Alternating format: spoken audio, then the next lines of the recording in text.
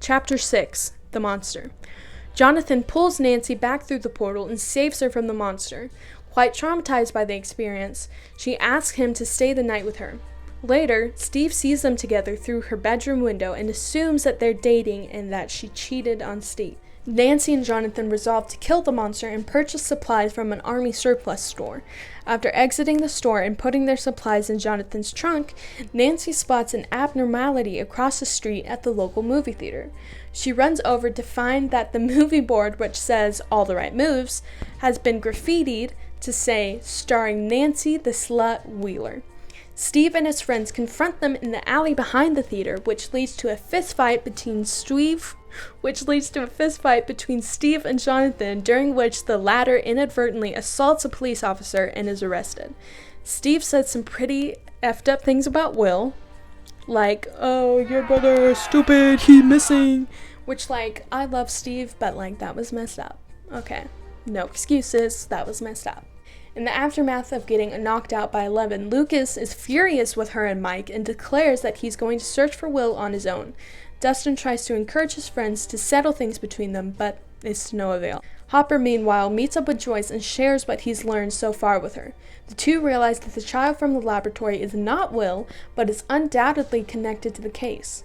They track down Terry Ives, the woman who claimed Brenner took her child, who is now catatonic and tended to by her sister Becky. Becky explains that Terry underwent Project MKU Ultra while unknowingly pregnant. She believed her daughter Jane was kidnapped by Brenner at birth. Joyce and Hopper conclude 11 is likely Jane. 11 shoplifts Eggo waffles because she's on her own now. She recalls being asked to contact the monster that she saw in the upside down when she was in the sensory deprivation tank, and accidentally opens the portal to the upside down in the laboratory basement. So the weird crack of the wall is because of 11. She saw the monster in the void, got scared, and then inadvertently opened the portal to the other side. While searching for 11, Mike and Dustin are ambushed by school bullies Troy and James. Troy holds Dustin at knife point and demands that Mike make a suicidal jump off a cliff. Mike jumps, but is levitated back to safety by 11, who shows up and scares away the bullies. Lucas, meanwhile, scopes out the Hawkins laboratory from a vantage point. He sees a fleet of Hawkins power and light vans leave the lab and realizes that his friends are in danger. Chapter 7. The Bathtub. Mike cleans up 11 back at his house. Lucas contacts the others on his walkie-talkie and tells him that the men from the Hawkins lab are coming for 11. The kids flee on their bikes but are followed by the repair vans we now know are disguised vehicles for Hawkins lab. One van comes straight for the kids, but 11 causes it to flip over in the air and crash. The kids escape to a junkyard where they hide in an abandoned bus. Hopper and Joyce go to the police station to get Jonathan. Jonathan and Nancy explain about the monster, and Joyce reprimands Jonathan for going after it alone. At the station, however, Hopper encounters Troy and his mother attempting to report a girl who broke Troy's arm. Once Troy describes the girl's appearance and her abilities, Hopper knows that it's 11. He learns that she is with the boys and that they need to find the children before Brenner does. Jonathan locates Will's walkie-talkie and they try to contact Mike. The boys hesitate for a while before answering, thinking it might be a trap, but ultimately tell Hopper their location. Dr. Brenner meets with Mr. and Mrs. Wheeler and tells them that Mike has been hiding a dangerous girl and that Mike is now in danger. He asks them for their trust on the matter and tells them to stay at home while he tries to find the kids. They're shaken, but they agree. The men from the lab arrive at the junkyard and nearly discover the children, but Hopper gets to them first. Back at Joyce's house, they explain to the adults about the Upside Down. 11 tries to make contact with Will and Barb on the walkie-talkie, but is weakened from flipping the van and is unable to connect to them. She tells them that she can still make contact with a bath or a sensory deprivation tank. Dustin calls Mr. Clark, interrupting his date night, just an important note, to ask him how to build a sensory deprivation tank. They discovered that they need tons of salt to make it and realize the only place with that amount of salt is at the school. They set up a kiddie pool in the Hawkins Middle School auditorium and steal hundreds of pounds of salt, de-icing salt, specifically, to add to the water.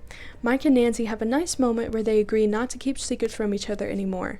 Mike asks Nancy if she likes Jonathan, and she denies it. Nancy asks Mike if he likes Eleven, and he denies it. Joyce thanks Eleven for her bravery and for helping her family. She reassures Eleven that she will be with her the entire time and to let her know if it gets too scary. This is the first time Eleven has been shown this kind of sympathy from an adult, and it goes in direct contrast to her treatment from Dr. Brenner, who, although somewhat affectionate, does not care about Eleven's mental well-being and does not respond to her when she's afraid. Eleven floats in the sensory deprivation tank and finds herself in the void. She discovers Barb's gruesome dead body and screams "gone" over and over until Joyce's voice calms her. Dead. She finds the upside-down version of Castle Byers, which is, you remember, covered in slimy webs and vines with Will inside, cold and weak, but still alive. She tells him that Joyce is coming for him, and he says to hurry. It's clear that he does not have much time left to live.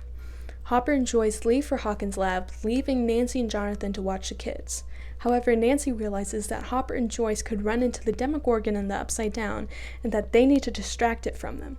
They leave the kids at school and go back to the police station, where they steal back their weapons, including a bear trap.